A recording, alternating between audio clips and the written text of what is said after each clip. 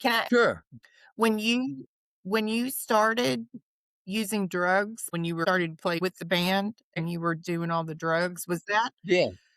was that in your in your in your mind, was that, like, just an experimental thing for you, or was that an escape for you, or was that just like an era because it was the '60s, or what what Uh, made you was it a peer pressure thing or yes to all of it.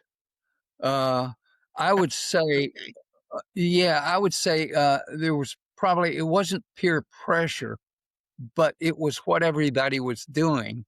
It was what the Yeah. crowd that I hung out with. I mean, I graduated from high school in 1963, and there was not a lot of Mhm. drug use amongst high school students back in those days. And the people that I hung out with were experimenting with it, and yeah, it was part experimentation. I remember probably one of the first times I ever got high was a friend of mine had brought some peyote back from South Texas, Mhm. and so we ate a bunch of peyote and just got blitzed on it, and that was one of my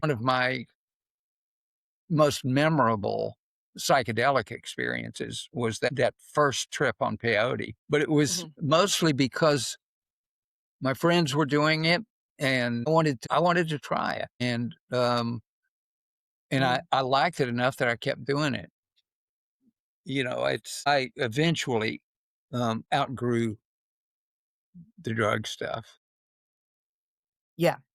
and I'll I get to was just that in trying just to a minute. find out yeah. Yeah, it I was was just trying to it's not I wasn't necessarily seeking escape. I mean, maybe, sort of subliminally I was, but on the surface, it seemed like fun, and I wanted to do it, and my friends were doing it, and so I just fell in with that. sure. In any case, after my wife and I divorced, and had moved away from this Christian group, but was still hung out with some of the guys. We played music together. We had a pretty good little band. But I did decide that I wanted that it was okay for me to start drinking again.